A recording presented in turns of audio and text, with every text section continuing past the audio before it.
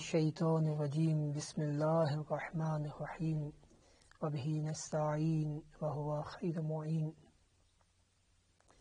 موضوع گفتگو ہے ازدواج یا شادی۔ اس ضمن میں گزشتہ دروس میں ہم عرض کر رہے تھے کہ بیوی کے حقوق کیا ہیں، شوہر کے اوپر واجبات کیا ہیں اور بیوی کے حقوق کیا ہیں۔ چند حقوق ہم نے بیان کیے، چند مزید حقوق آج آپ کی خدمت میں پیش کرتے ہیں۔ بیوی کے جو حقوق ہیں ان میں سے ایک حق یہ ہے کہ اپنی بیوی کے سامنے ایسا دیگر خواتین کا ایسا ذکر نہ ہو کہ جس کی وجہ سے اس خاتون کی توہین یا تضحیک مقصود ہو، یا اس انداز سے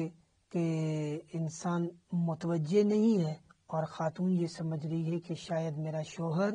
مجھ سے دور ہو رہا ہے اور دوسری خواتین میں دلچسپی لے رہا ہے۔ تو بعض اوقات یہ نازک باتیں ہوتی ہیں جس کو سمجھنے کی ضرورت ہے کہ اپنی باہمی ازدواجی زندگی میں ہم کسی دوسری خاتون کا اس طرح ذکر نہ کریں کہ ہماری اپنی خاتون کے ذہن میں یہ بات چلی جائے کہ گویا میرا شوہر میرے سے نالاں اور مجھ سے دور اور دوسری خواتین میں دلچسپی لے رہا ہے۔ تو جہاں یہ آپ کے آپس کے بندھن کو سست کر دے گی، کمزور کر دے گی یہ بات، وہاں خود انسان کی اپنی شخصیت میں بھی کمزوری کا باعث بنتی ہے کہ بیوی سمجھے گی کہ میرا شوہر خدا نہ کرے کہیں ایسا نہ ہو کہ اس کی نظر میں یا اس کی سوچ اور فکر میں کہیں خلل آ گیا ہے۔ تو انسان بہت زیادہ احتیاط کرے کہ بیوی کے سامنے دیگر خواتین کا ذکر نہ کرے، نہ ان کے حسن کی بات کرے اور نہ ان کی دیگر خوبیوں کی بات کرے۔ اپنی بیویوں کی خوبیوں کو بیان کرنا چاہیے۔ جہاں قرآن نے کہا کہ ہم نے آپ کے جوڑے بنائے اور ان جوڑوں کے نتیجے میں آپ کے درمیان مودت اور رحمت پیدا کی ہے، تو مودت ہم پہلے بھی بیان کر چکے کہ مودت اور محبت میں فرق یہ ہے کہ علماء اور اہل لغت وہ یہ کہتے ہیں کہ مودت یعنی اظہار محبت ہے۔ تو اظہار محبت ضروری ہے کہ خاتون مرد کے ساتھ اور مرد خاتون کے ساتھ اظہار محبت کرے۔ تو خاتون کا یہ حق ہے کہ وہ چاہتی ہے کہ اس کا شوہر اس کے ساتھ اظہار محبت کرے۔ تو یہ مودت اس صورت میں ہے کہ اس کے ساتھ آپ محبت کا اظہار کریں۔ وہ اپنے عمل کے ساتھ بھی ہو سکتا ہے اور اپنی زبان اور گفتار کے ذریعے بھی ہو سکتا ہے، اس کے لیے مختلف انداز اپنائے جا سکتے ہیں۔ تو بیوی کا حق ہے کہ اس کے ساتھ محبت کا اظہار کیا جائے، اس کو وقت دیا جائے، یہ نہ ہو وہ گھر کے کاموں میں مصروف رہے، شوہر اپنے باہر کے کاموں میں مصروف رہے اور دونوں کے پاس اتنا وقت ہی نہ ہو کہ ایک دوسرے کے ساتھ درد دل کر سکیں۔ یہ جو مشینی زندگی بن گئی ہے اس میں معمولاً ایسا ہی ہوتا ہے، لیکن اس مشینی زندگی سے نکلنا چاہیے اور اپنی حقیقی زندگی میں ایک دوسرے کے ساتھ جہاں دکھ درد کریں وہاں ایک دوسرے کے ساتھ محبت کا اظہار کریں۔ شوہر بیوی کے ساتھ اس کی دن بھر کی محنت اور اس کے صبر اور حوصلے اور اس کی مشکلات کے اوپر شکریہ ادا کرے اور اس کے ساتھ اظہار محبت کرے۔ اسی طرح خاتون کو چاہیے کہ وہ شوہر کے بھی ان جذبات کا خیال رکھے، اس کا شکریہ بھی ادا کرے کہ جو نان و نفقہ فراہم کرنے میں اور رزق حلال کمانے میں کوشاں رہا، دن بھر باہر لوگوں کی باتیں سنی، صبر کیا اور مشکلات میں جو بھی اس نے تکالیف برداشت کی ہیں، تو بیوی بھی اس کے ساتھ اظہار محبت بھی کرے اور اپنا درد دل بھی کر سکتی ہے۔ اس کا حق ہے کہ اس کے ساتھ ترش روئی نہ کی جائے، اس کے ساتھ سختی سے پیش نہ آیا جائے بیوی کے ساتھ۔ اسی طرح اگر ظاہری حسن میں اضافے کے لیے خاتون کوئی پیسہ مانگتی ہے تو تو جیسے ہم نے پہلے کہا اس کے ابتدائی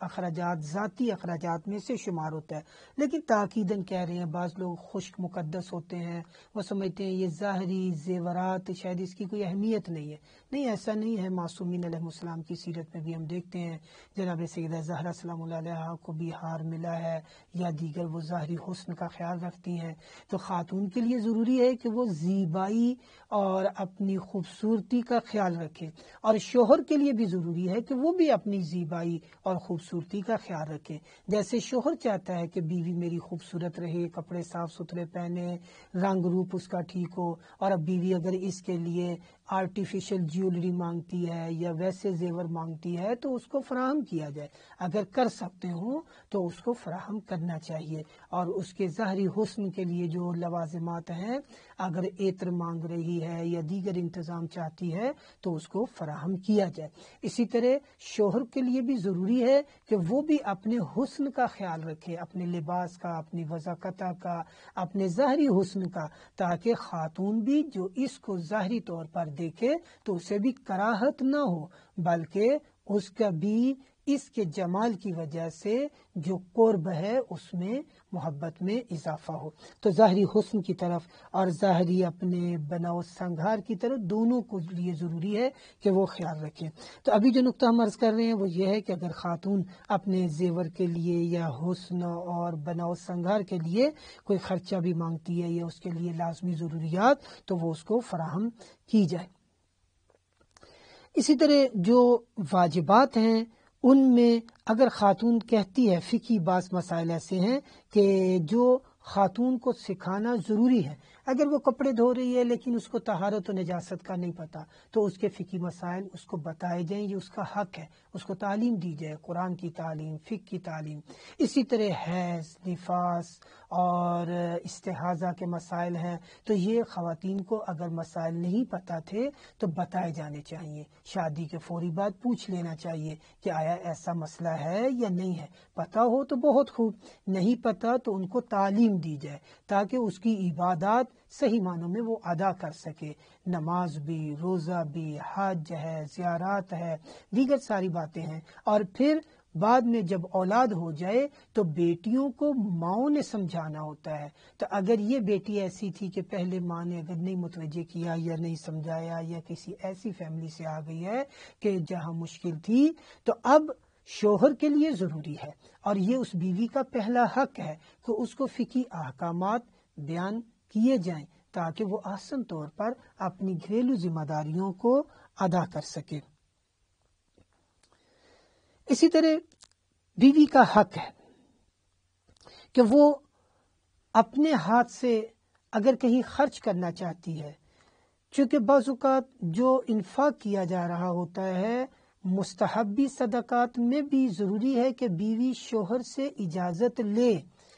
شوہر کے مال کو اس کی اجازت کے ساتھ صدقہ دے. واجب صدقات تو خیر وہ جدا بحث ہے، شوہر کے اوپر ذمہ ہیں. تو اگر مستحبی صدقات کے لیے وہ اجازت مانگتی ہے یا گھر میں عزیز و اقارب کے اوپر خرچ کرنا چاہتی ہے تو شوہر کو چاہیے کہ اس کو بھی حسن اسلوبی کے ساتھ، اگر اس کی طاقت ہے اور وہ دے سکتا ہے تو اس کو متوجہ رہنا چاہیے. ایسا نہ ہو کہ بعض گھروں میں لڑائی اور جھگڑے کی بنیاد یہ ہو جاتی ہے، کہتے ہیں کہ یہ بیوی تو اپنے میکے کو پال رہی ہے. اگر کہیں کسی کی برتھ ڈے پہ اس نے کوئی گفٹ دے دیا ہے یا کوئی عزیز آ گیا ہے، اس کو کوئی کھانا کھلا دیا ہے، اس کی کوئی خدمت کر دی ہے، تو شوہر یا شوہر کے گھر والے فوراً باتیں بنانا شروع کر دیتے ہیں، وہ طعن و تشنیع کرتے ہیں، وہ ان کے اوپر مختلف باتیں بنا کر خاتون کو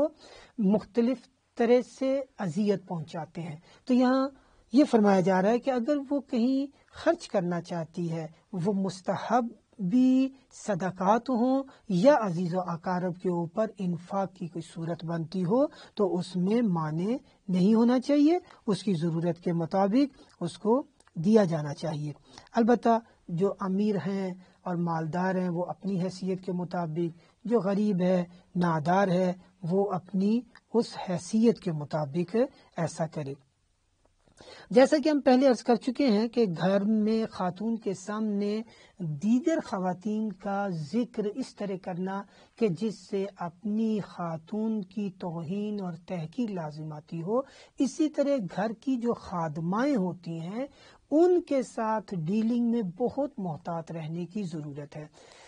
مرد اگر گھر میں اس نے خادمہ دی ہے تو اس کے ساتھ اس کا کوئی رابطہ شوہر کا نہیں ہونا چاہیے۔ جو چیز مانگنی ہے خاتون سے مانگے، اور خاتون بھی احتیاط کرے کہ شوہر کی ضروریات کو خود سے فراہم کرے۔ یہ نہ ہو کہ شوہر نے ایک چیز مانگی تو یہ فوراً اسی ملازمہ کو کہے، اسی کو کہے میرے شوہر کو پانی پلا دو، میرے شوہر کو لباس لا کے دے دو، میرے شوہر کو کھانا لا کے دے دو، میرے شوہر کو فلاں کر دو۔ یہ تو بہت چھوٹی چھوٹی چیزیں ہوتی ہیں جس کی وجہ سے گھر میں میاں اور بیوی کے درمیان پیار اور محبت بڑھتا ہے، عشق بڑھتا ہے، ایک دوسرے کی قدر میں اضافہ ہوتا ہے۔ تو خادمہ آنے کے بعد خدا نخواستہ ایسا نہ ہو جائے کہ وہ خادمہ مالکہ بن جائے اور مالکہ خادمہ بن جائے۔ کیوں کہ خادمہ کو پھر شوہر کے مزاج کا زیادہ پتہ ہوتا ہے،